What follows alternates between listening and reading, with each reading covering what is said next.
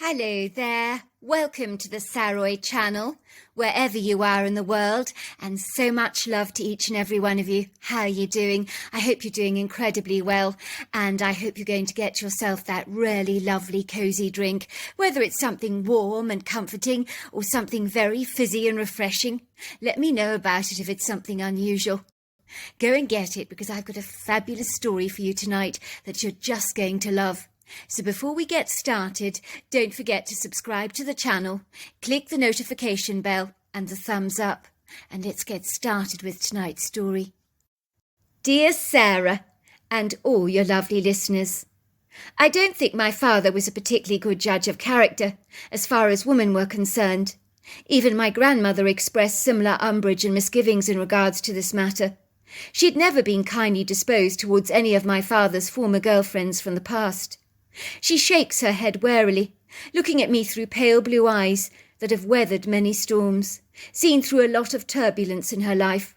Well, she would have had to have done, wouldn't she, given she was 84 years old and had raised 3 rambunctious young boys. Despite my grandmother's advancing years, she was as fit as a fiddle, a widow whom still mowed her lawn every weekend. She regularly grocery shopped twice a week at the local store, and was a treasured, much-loved local fixture and fitting at the 8 o'clock service every Sunday morning in church. In my humble, wizened opinion, she was as sharp-witted as a black-eyed raven, and as wise as an owl. What did you not like about his girlfriends when he was a boy? I asked her, trying to make sense of my father's precarious choice in woman. I had discerned that the new woman waiting on the wings that my father had fallen for, whom was more than likely to become my new stepmother, was a nefarious character that certainly could not be trusted. I had seen the oblique, duplicitous look in her pretty blue eyes, the guileful, nebulous way she wilfully seduced and mesmerized my father so brazenly, and he fell for it every time, hook, line, and sinker. It would seem he was easily fleeced, as his seemingly blind eyes could not see what me and my sister Tabitha could easily perceive. It was almost as if he was wearing rose-tinted lenses in his glasses. In truth, my principled father was guilty of one thing, and that was always seeing the very best in people. For he was indeed a virtuous man, of infinite kindness and generous compassion. It was hard for him to comprehend or fathom that some people harboured fraudulent double-dealing in their crooked hearts. I don't know, son, said my grandmother, running her hands through my curly black hair and giving it an affectionate ruffle, which I quickly straightened. I hated my hair being all ruffled and messed up. Your father was always attracted to girls with broken wings, I think. The women who needed to be taken care of, as they were emotionally rather dishevelled. Even as a young boy, your dad was always ardently rescuing injured wild animals from nature and nursing them back to health so attentively. Ostensibly, your father didn't realise that women are not like our furry or feathery friends in nature. For liberating a woman shackled by her own personal contentious issues in life can potentially lead to all kinds of problems in the long term. So does that mean my mother was an emotional wreck, I ask? My blushing grandmother looks abashed. It's like she's wondering whether she should tell me the truth or not, almost as if she's weighing the odds in her mind. Finally, she says, Jordan, your mother was a stripper that worked in one of those seedy bars, so I think emotional wreck would be an unkind word to use in her case. Your mother was a lost soul. Your father quite literally found her on the side of the road, beaten up to a pulp, left for dead. Your father brought her back home, called a doctor to come to the house at once. Luckily her injuries were superficial, so she recovered fully. I gather she was beaten up by one of those lecherous men at the bar, whose advances she had spurned. Doubtlessly his fragile ego was so badly bruised. He reacted adversely by beating her up and calling her a filthy piece of trash. Your father nursed Sherry back to health, and she really was like a bird with a broken wing, so fragile and frightened. Your father and Sherry fell in love with each other very quickly, and I believe it was a genuine love. Your dad married Sherry at once. My grandmother stares into space vacantly. That girl, oh, she was damaged goods. She came from a dysfunctional, broken home. She was emotionally so unstable. She had so much baggage in her life, so many psychological problems that could not be fixed easily. Of course she had addictions as well, that she was wrestling to overcome. Your dad put her into rehabilitation, But she was haunted by her longing for drugs, hankered after her old, capricious, volatile life. I think she was with your father for 5 years, which was the longest relationship she'd ever endured. And your father was so good for her, because with him she found stability. I know they loved each other, but she loved him in the only way she could. But if you've never received love, you don't really know how to show it properly to someone, yourself, I think. It was like your mother was drawn away to that seedy world again, like a dog returning to its own vomit. She couldn't help herself. She left your father a note saying, "It's not you, it's me. I'm too messed up for you to fix. I'm going away. I'll be sending you divorce papers. Don't blame yourself for any of this, because I do love you. But you and the kids and this domestic life, they're just not for me. But do take care of our children, will you?" I think she went to Las Vegas, where she worked for many years in strip clubs. But we never ever heard from her again, apart from receiving divorce papers in the post, which your father dutifully signed and sent back. I do think he felt he'd failed her dreadfully. But why did she abandon us like that? Why did she just up and leave? My grandmother looked at me sternly. Now, don't you go blaming yourself for your mother's ambiguous, incongruous behaviour, for it has absolutely nothing to do with you at all. Do you understand that?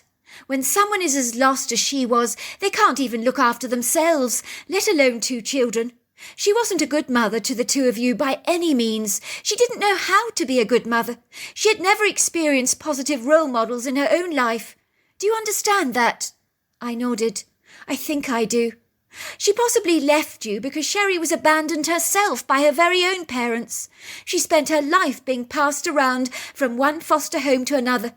Life was evoluted, thorny, somewhat paradoxical for her. She was physically abused by one of her foster parents, which meant she ran away from her home at 16 years old. Can you imagine that? And she found a job stripping as a way of putting food on the table. I'm afraid, Jordan, when you travel down the treacherous, God-forsaken path your mother journeyed down, you definitely get ensnared and entangled in the world of drugs, alcohol, and other egregious, unsavoury activities. So her life really was a train smash waiting to happen when she married your father. None of this was your fault. I really do want you to understand that. But didn't you try to stop Dad from marrying her? Surely you could see the writing on the wall. Of course we did, and so did your father's brothers.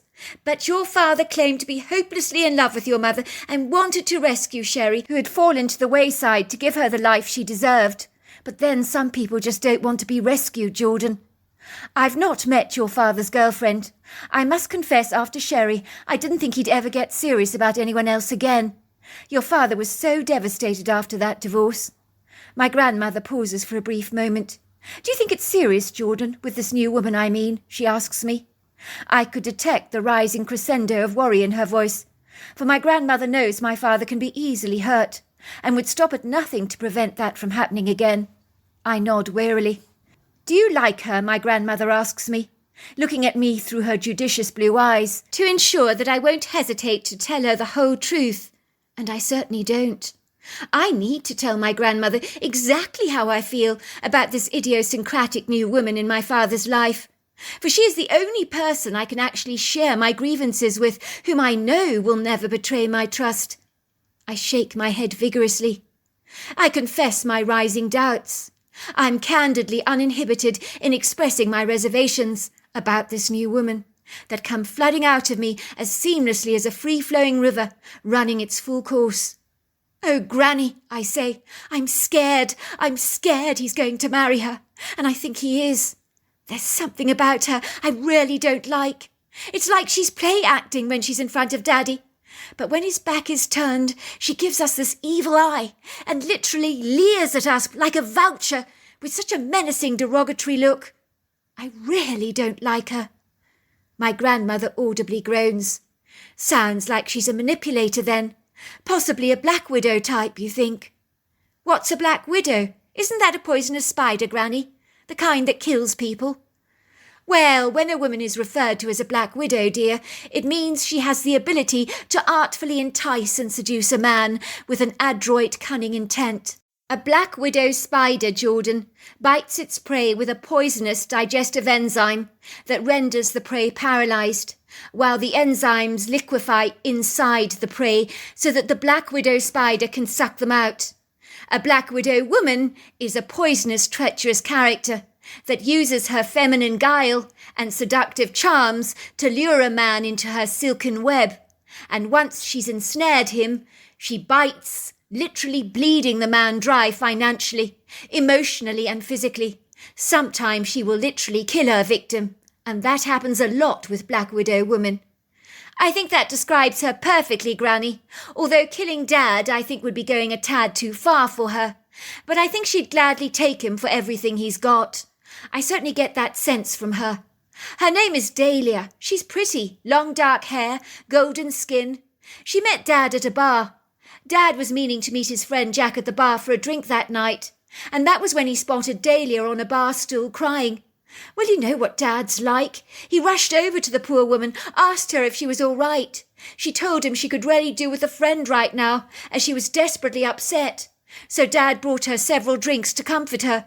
She then told him a big story about how her boyfriend had beaten her up and she couldn't go back to their apartment and she had no money and no roof over her head, and she cried about she didn't know what she was going to do, that she was stranded and desperately lost, and you know the story.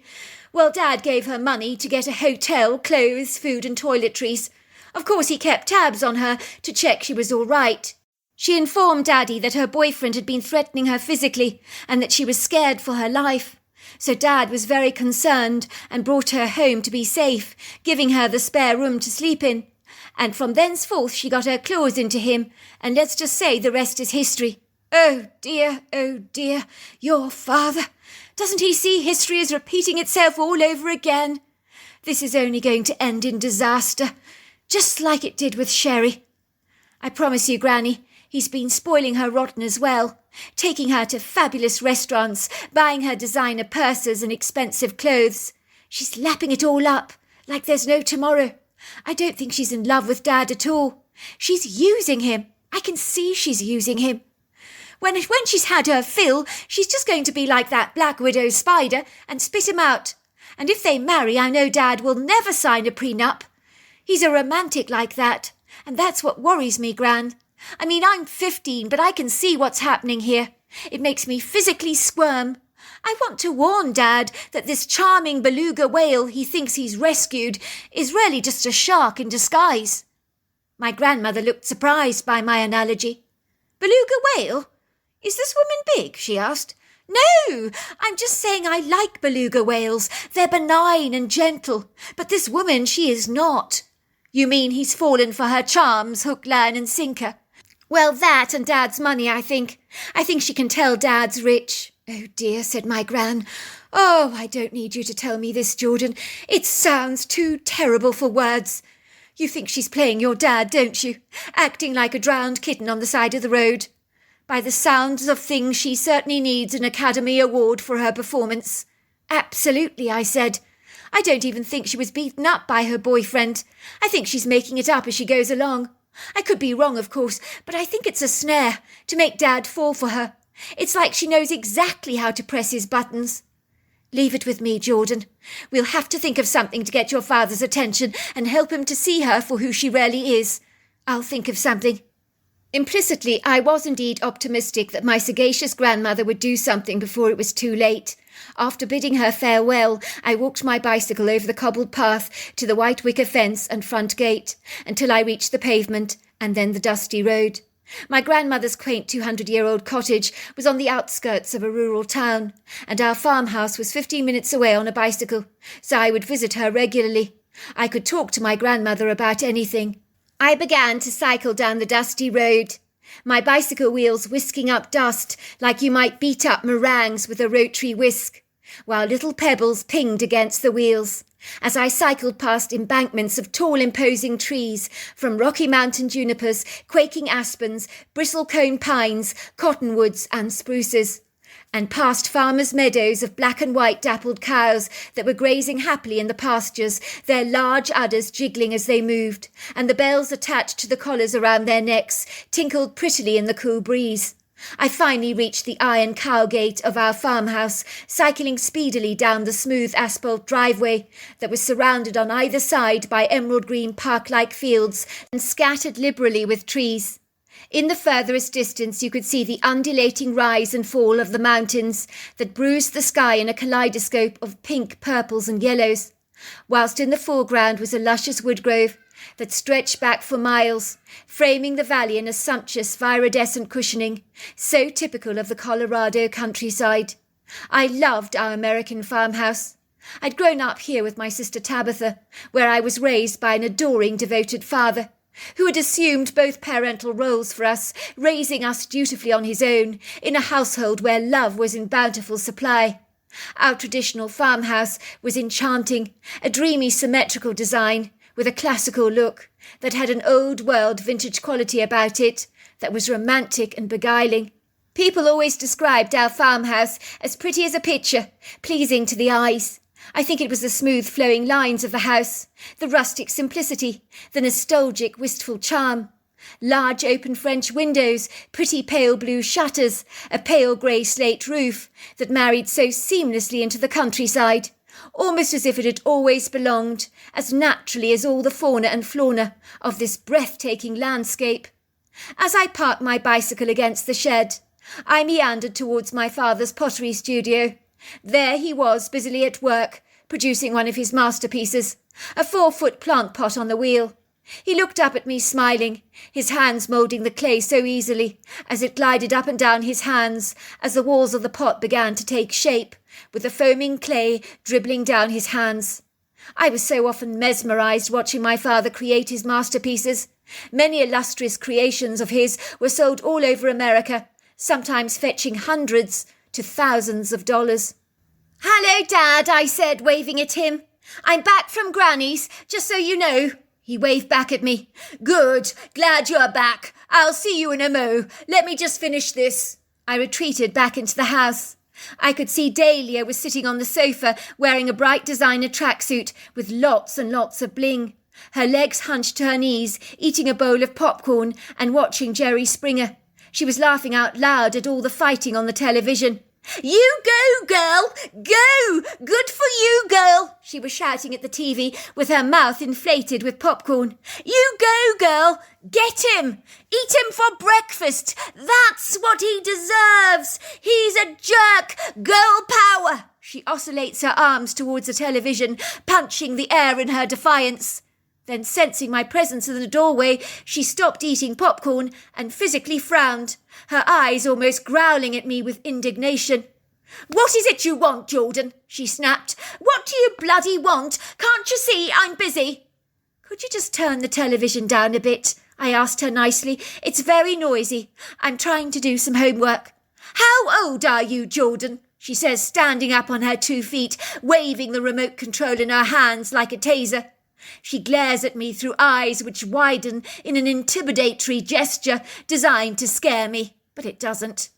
"I'm 15 years old," I said. "That's right, 15. You're just a child, are you not, Jordan? You need to respect your elders. If I want to watch television on loud, it's my call. I can. Do you understand that? Now run away and go and play in your little bedroom with your little toy trains, will you?" she spits. "I'm not a baby. I don't play with toy trains."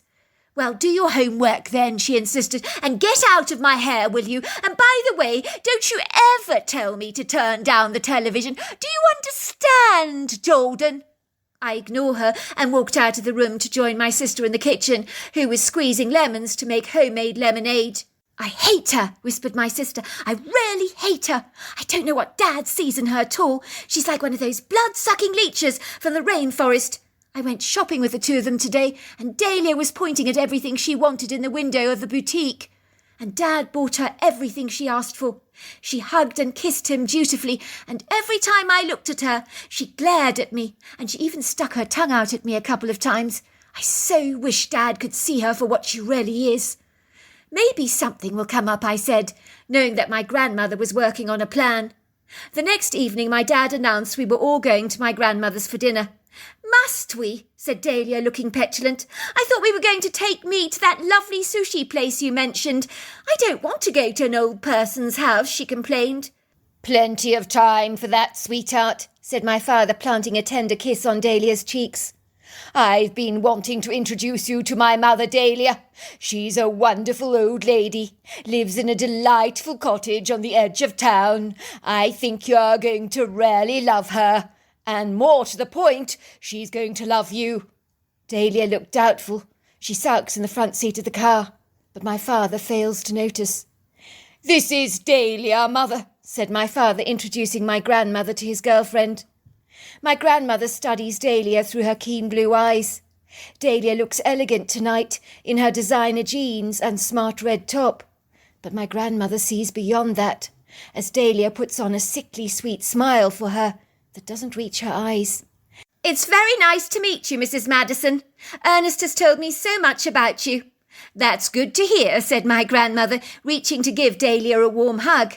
But Dahlia stiffens and almost jerks my grandmother backwards and begins to cough awkwardly. Can I help you in the kitchen, she says, trying to turn on the charm. I'd really like to, if I may. I'm quite good with cooking. Why, that's so nice of you, Dahlia. That would be so kind. I was hoping you'd say that, dear. I would be grateful if you would give me a hand. I wouldn't mind if you stirred the sauce for the chicken. Righty-o, said Dahlia, who stands over the hob with a glass of wine in her hands, barely paying much attention to the sauce that is bubbling away very fast. Oh, Jordan, could you do me a favour, asked my grandmother. Of course, Granny, what do you want me to do? Would you like me to chop the carrots up for dinner? No, said my grandmother, nothing like that. She lifted up the large chef's hat of a biscuit barrel, loaded with dollar notes. I noticed Dahlia's eyes grew wide with astonishment as she sees all the available cash in the biscuit chef that looks like it might just hold a couple of $1,000. My grandmother gives me a $20 note. I want you to give this money to the children's charity you were telling me about. She gives me a big knowing wink. I suddenly get it. The money is a set-up to see if Dahlia will bite the bait. Will she help herself to my grandmother's cash? I grin. Thanks, Gran, I say. Later that evening there's a knock on my bedroom door, and my father comes to my bedroom with a stern expression on his face. This was long after we'd had dinner at our grandmother's house. Your grandmother has just phoned me, he said, sitting on the end of my bed. She says that $1,000 is missing from her biscuit barrel. Now have you got anything to say for yourself, son? Suddenly I realised with shock that my father thinks I stole my grandmother's money. How could this possibly be happening? I didn't take it, Dad. I'm not a thief. I'd never steal money from Granny. You know I never would. Dahlia informs me that she was stirring some sauce on the stove, and your grandmother opened the biscuit barrel to give you $20 for a children's charity. And when your grandmother left the kitchen, Dahlia said she saw you stuffing a wad of notes down the front of your shirt. And you believe her over me, Dad? I can't believe you do. Dahlia's playing you. She's not the nice person you think she is. She's the one that took the money. Now, son, that is not a very nice thing for you to say, is it? You've misjudged Dahlia. She's a very good person, and you haven't given the poor lady a chance. I know it's been the three of us for so long, and I do understand that, son. I really do. And I imagine it's been difficult for you to adjust to having another person living under our roof. Dahlia believes that you and Tabitha don't like her at all, and are deliberately trying to turn me against her. She thinks you stole the money from your gran deliberately, so that the blame could be pinned on her. She thinks you're trying to sabotage our relationship. Now, son, that's not a nice thing to do, trying to undermine another person's character like that. You've got it all wrong, Dad. I keep telling you, Dahlia stole the money, not me. Son, as I told you, I know what this is about. We've been living together as a happy family, and I bring a woman into the house, and I realise it's not easy for the both of you to accept, as it's been the three of us against the world. As I keep saying, it's adjusting to this change that you're not finding easy. You want things to go back to the way they were.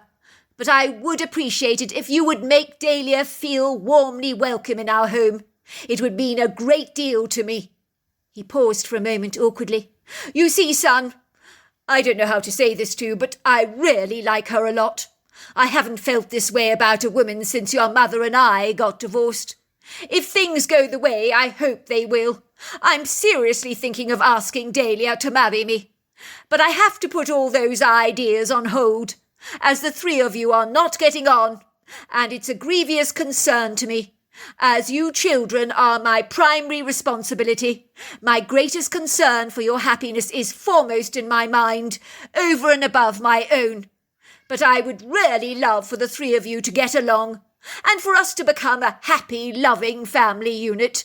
Please, son, I would really appreciate it if you would try on my behalf. Open your eyes, Daddy. Can't you see that you're being fleeced by Dahlia? Dad, we haven't got any problems with her. We really do want you to be happy, but not with her, Dad. She's like a vulture descending upon a carcass. I hate to say it, Dad, but you're the carcass she's devouring. If you must know, you've got it all wrong. She's the one that doesn't like us. I don't think she even likes you, Dad. But you can't see it. She's using you. She's only interested in your money. She's a brilliant actress. I think, Dad, you see what you want to see. You're blind to the truth. Now, son, I've had quite enough. You're being very, very unfair. Dahlia has not got a mean bone in her body. She's a sensitive soul who was recently brutally assaulted by her own boyfriend. She's delicate, vulnerable and fragile. You're lashing out at an injured soul. Can't you see that? Dahlia's had a very tough life. I get that you're jealous about the attention I'm giving her, but if your mother was here it would be no different. It's what a husband does. He takes care of his wife. I think the two of you are just a little put out by all the attention I'm giving her, but it doesn't mean I don't love you any more. Not for a moment. You children are my world. Don't you ever forget that. He leans over and kisses me on the forehead and closes the door behind him. Just leave the money you took from your grandmother on the sideboard, he said, and we'll say no more about it. I will return it to your grandmother. I couldn't sleep that night. I was twisting and turning in my bed. That manipulative cow had stolen my grandmother's money and blamed it all on me. And worse still, my father actually believed her. I could feel the indignant frustration whirling up inside me. That vindictive, vile woman really had my father under her thumb. It was a warm night, and with the angst I was feeling I had already overheated, which was causing me to sweat unnecessarily. I quickly opened my bedroom window and felt a huge relief as a cool breeze wafted in and gently brushed against my face. I realised my tongue was dry, and I decided a trip to the kitchen was well in order for some icy cold milk. Perhaps the calcium would help me to sleep, and the milk would quench my thirst.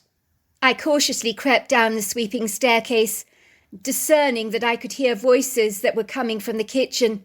So I tiptoed to the open door and peeked inside. Dahlia was putting on the performance of a century. I've tried everything, Ernest, I really have.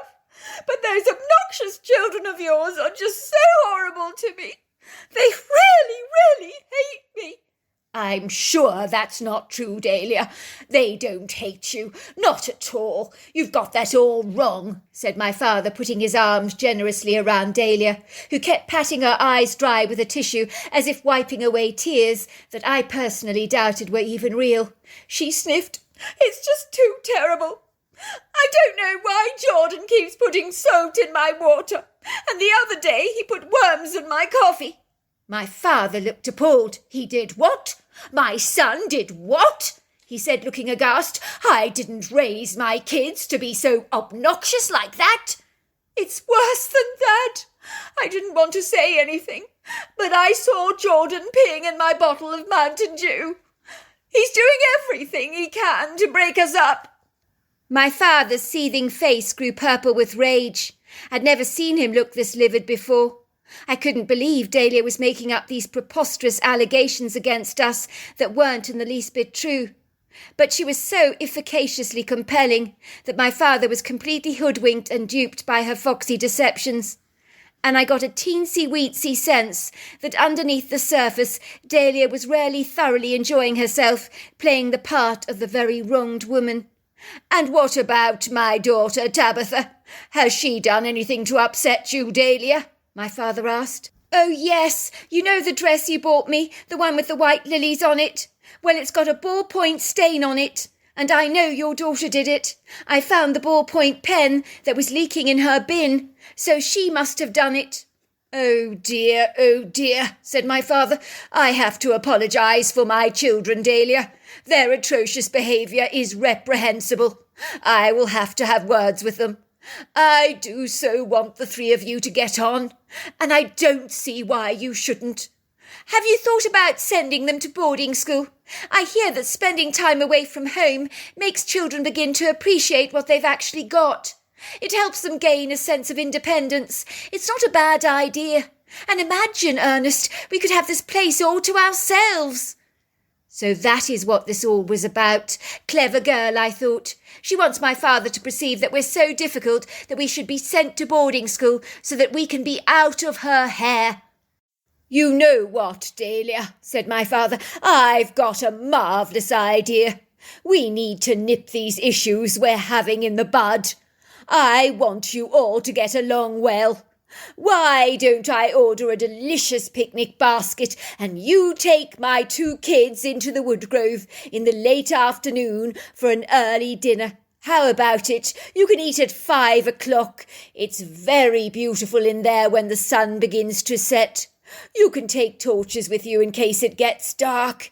It'll be great fun. Really? Must I? Asked Dahlia. I don't fancy spending time with your kids. Dahlia, don't be unreasonable. Give them a chance to get to know you. They are very agreeable, likeable kids. I assure you, my son can be quite the charmer when given the chance. And so it was the picnic was arranged for later in the afternoon. My grandmother's money that had disappeared was surreptitiously replaced on the sideboard with a note done in what appeared to be my handwriting, saying, "Dad, I'm sorry." In fact, Dahlia was masterfully cunning. I was beginning to think that my sister and I were on to a losing battle, as Dahlia was phenomenal at lying, and had made my father believe her outrageous lies about his very own kids. It really stung me to the core that my father believed that me and my sister Tabitha were capable of being this spiteful.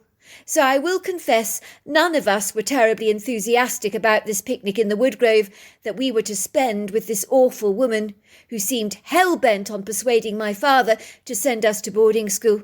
And I knew she would keep chipping away at him like a woodpecker, pounding at a tree trunk with its beak, until he finally relented and gave in. And before we knew it, we would be packed away and sent off to school. I could believe anything was possible under Dahlia's manipulative mastery. I do not think someone like my dad, who was so honest, could ever conceive that a person was capable of having a heart that was black. It was late in the afternoon when Dahlia led the way into the woodgrove, carrying the picnic basket on a carrier with wheels, with my sister and I trailing behind her at least a couple of steps. She was stomping ahead of us, wearing a fancy designer pair of jeans, some posh sneakers, and a gold glitzy top that looked rather too elegant for the woodgrove. It was a magnificent afternoon for a late picnic, just such a pity about the company that we would engage with, which was less than pleasant, but I decided that I would try my level best to be charming to Dahlia, as I'd read somewhere that you keep your friends close, but your enemies closer. So I was going to be very delightful to the woman, play her at her own game if needs must. Me and my sister were determined that despite everything, we were going to thoroughly enjoy this picnic, as it wasn't every day you got an exclusive picnic basket delivered from Tyler Jones, renowned in our neck of the woods for making the most phenomenal, grandiose picnic baskets for locals and tourists to the area alike. Besides, it really was the best time of the day to have a picnic, as when the day draws to a close, as the sun begins to set over the valley. It's transfixingly beautiful, and today was no exception to that rule. I could smell the intoxicating scents of pine mixed with the buttery sweet notes of the ponderosa pine trees that rose up proud and tall at the edge of the valley, like willowy giants, clothed in verdant ensemble. The sky was generously dappled in pretty rippling waves of caramels, burnt oranges and peachy pink tones. This soft, ethereal, tenuous gossamer light danced through the trees, peppering the foliage in a gleaming golden sheen. The dark, earthen, fertile forest floor was scattered with plentiful leaves and twigs, and was liberally sprinkled with feathery ferns, pretty ground covers, vines, and resplendent sumptuous carpets of green moss that cascaded gracefully on the edges of rocky outcrops, weaving itself plenteously through the natural terrain, rather like the green stitches of a tapestry. The bird song was still pronounced this late in the afternoon, with pretty tweets and warbles. We caught sight of chipmunks and squirrels darting up tree branches, watching us with wide, curious eyes. It was glorious in this naturally luxurious congenial sanctuary that for a brief moment I forgot my affronted hostility and outrage towards Dahlia. Even her tense, awkward stance appeared much more relaxed, as if she too was rather bedazzled by the forest, although she never admitted as much. Soon we found the most perfect spot for the picnic, in a clearing under the trees. Dahlia threw out the black watch tartan blanket across the ground, opening the basket. We were all eager to see what the contents were, as the secret about Tyler Jones' baskets is the contents are always mysterious. I opened the box and pulled out an icy bottle of fizzy grape juice, some cold crayfish salad in a basil mayonnaise, a truffle and mushroom quiche, some gourmet sausage rolls, a large bottle of caviar, stuffed avocados with tuna fish, warm sticky chicken kebabs, piping hot flatbreads, hummus, and salmon and cream cheese bagels. Then there were cheesecakes with strawberry glaze, chocolate-dipped strawberries, and lemon meringue pies. For a while we sat there in silence, drinking our fizzy grape juice and tucking into the sumptuous picnic. I found the basil mayonnaise crayfish salad absolutely delicious. "Why do you hate us so much, Dahlia?" my sister suddenly piped. "Why do you make all that horrible stuff about my brother and I up to my father? You claim Jordan peed in your Mountain Dew. And if that wasn't bad enough, you were the one who stole the cash from my grandmother's house and pinned the blame on my brother. Now that's seriously mean. What have we ever done to you to deserve this?" "Oh, for goodness sake!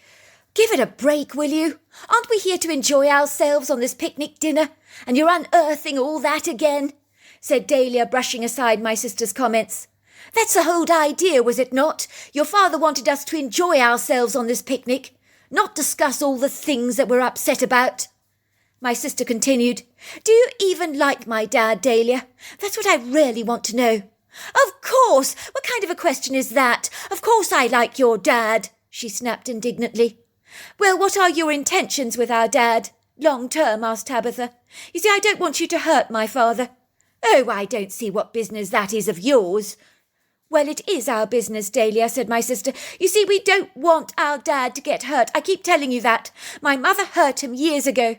I don't want to see it happening to my father again. I can see he's falling for you hard, Dahlia, but I'm not sure the feelings are reciprocated, and that's what's troubling me. I'm not sure you really love my dad, but I do think he loves you." "What do you mean, you think he loves me? Of course he loves me." "He loves the side that you're presenting to him, because that's who he believes you really are. But I know if he saw the side we see, his love for you would die faster than a flagging flower in the meadow. He would be appalled if he saw the side we see of you, because you have a very dark, ugly side to your personality." "Now that's a cruel little blow," said Dahlia. "You really do have a nasty side to you, don't you, Tabitha?"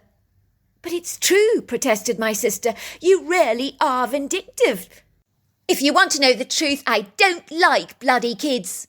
I can't stand the two of you. You irritate me. And you're both trying to sabotage my relationship with your dad.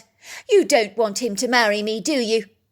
"And why do you want to marry my father in the first place, Dahlia?" I asked, intervening.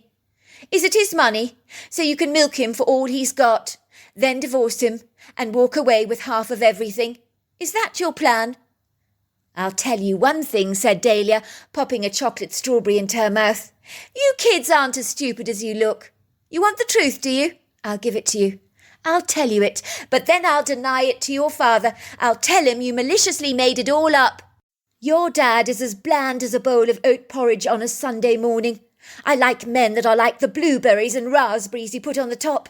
I like colour in my life, and lots of it, so yes, I'm going to screw him for half his money, once he pops the question to me. And once I've taken him for all he's got, I'll spit him out, just like that. Furthermore, the two of you will be marched off to boarding school before you can even say Jack Robinson. Your father's coming around nicely to the idea, I might add. You really are a bitch, aren't you, said my sister. I just wish my father would see you for who you really are. I suddenly nudged my sister. Hear that, sis? Hear what? Said my sister, looking heartily annoyed. Can't you see, Jordan? I'm in the middle of a conversation with Dahlia. What are you getting at? The forest. It's gone deadly quiet. So, said my sister, shrugging. The sun is setting, isn't it? It's beginning to darken. Birds don't sing at night. It's not rocket science. But it's so quiet, I insisted. For a moment, everyone listened. No one said a word, as we all sat very still. It really was airily eldritch, unnaturally so. Indeed, the unearthly silence spoke volumes, as all sound had been extinguished from the forest, rather like the dying embers of a fire, having finally burnt themselves out. In this uneasy spectral stillness that clung to me like the silken fibres of a spider web, I became painfully aware of the loud pounding of my own heart, and felt the quick rise and fall of my breath, while chills of impending dread began to course down my spine like pieces of cold ice, causing every nerve ending in my body to tingle and twitch and stand up in attention. Something was terribly wrong. Nothing was ever this hauntingly silent. It was then, only moments later, I sensed we weren't alone. As I could feel eyes were on us, I was certain we were being watched. Was there a predator loitering in the dark shadows, stalking us unaware? It would almost certainly explain the disturbing, chilling silence. I turned around to look at Dahlia and Tabitha. They were like frozen waxwork statues at Madame Tussaud's, with their mouths hanging wide open in shock. Finally, my sister broke the frozen state she was in. There's something out there. It's watching us. I saw something behind that tree trunk over there. There was a black thing, and it darted to another tree, and it looked so big. It was watching us, Jordan. It was black, and I think I saw a flicker of yellowy eyes. We need to get out of here now, she said, rising up to her feet, brushing the crumbs off her lap. That was when we heard a crunching of leaves and twigs, as if something sizable was drumming the ground with hefty feet, with such a forceful impact that the echo of the sound reverberated through the forest. We then heard a snap, crackle and pop.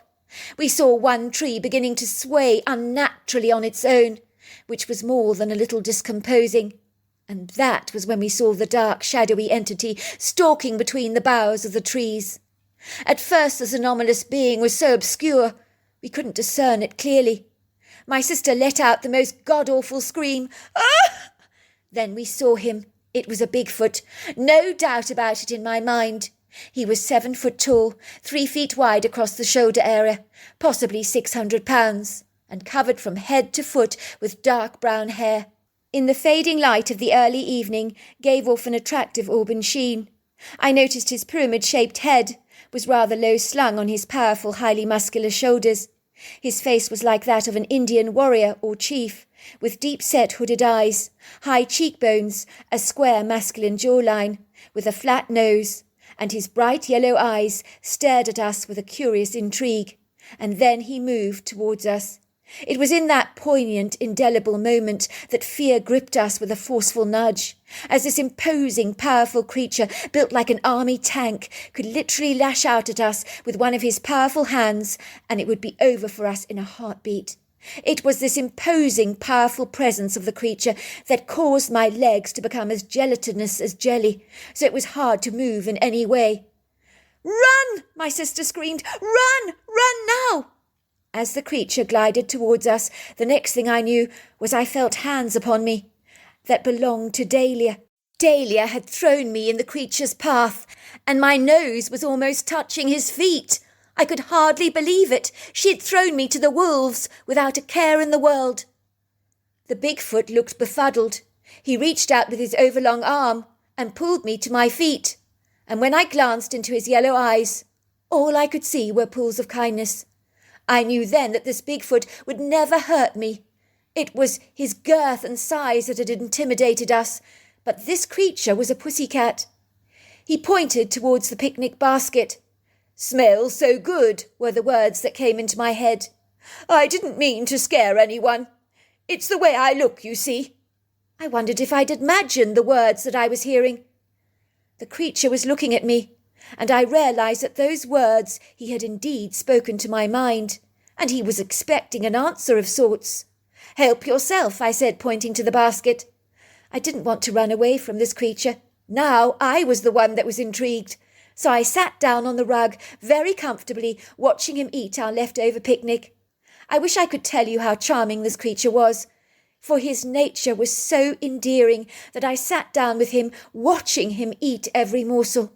He opened the picnic basket with a zealous enthusiasm of a delighted kid at Christmas.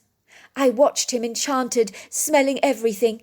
He opened the caviar, tossed it in his mouth backwards, and swallowed the whole thing with a happy "ah," his eyes widening in delight. "That was good," I laughed. He nodded happily, diving into the crayfish salad, which I knew was very good, followed by the tuna mayonnaise and the gourmet sausage rolls. All the time making appreciative umming sounds. He was looking at me with twinkling bright eyes. I heard him say in my mind, "Thank you for not running away. I do appreciate the company." Every time he opened something, he graciously offered me something as well, but I rubbed my stomach as if to say that I was really full. I was delighting in watching the creature enjoy the food so much. He even swigged back the fizzing grape juice and loved the way it tingled his tongue. And then he tucked into the lemon meringue pies, and finally he rubbed his stomach with immense satisfaction and glee. I realized he'd eaten every last morsel in the basket, and we both laughed about it. He definitely laughed. He then raised himself to his feet and said some words in a strange language that I didn't understand, but I knew that he was saying thank you. And then he was gone. I remember I stood there in total awe thinking, did that really happen? Did I imagine that? Did that really happen? But I knew that it had. The creature I thought was going to attack me had ended up enjoying a picnic with me. And that was when I saw my father dashing through the undergrowth towards me. "I saw everything," he told me, "absolutely everything. I saw Dahlia throwing you at the Bigfoot's feet, offering you to him like a tuna fish sandwich. That woman is evil. I saw the Bigfoot helping you up to the ground. You ate a picnic with him. He was such a benevolent fellow. I almost wanted to join you myself, but I didn't want to deprive you of that special interaction." When me and my father returned home, Dahlia was in a panic, crying. She ran towards my father. "We saw a monstrous Bigfoot in the woods. He tried to kill me." She looked surprised to see me standing there in one piece, given she had offered me to the Bigfoot for dinner. "Go," said my father. "Take your things and leave now. I saw what you did in the wood grove, throwing my son to the Bigfoot. Now, if I ever see you again, it'll be too soon, so leave at once." So Dahlia, with her tail between her legs, gathered her things together and was gone from our lives for good. And my father soon learnt that not all people are as nice as they appear on the surface, so our life returned to normal. And 6 months later my grandmother set my father up one day with a really delightful lady, and they're now happily married and very much in love. And she's the most loving stepmother to us. Regretfully, I've never seen the Bigfoot again, but he showed my father Dahlia's warped heart, and for that I am truly grateful. So there you are. That's my story. Wow, what an incredible story. Until next time, goodbye and good night.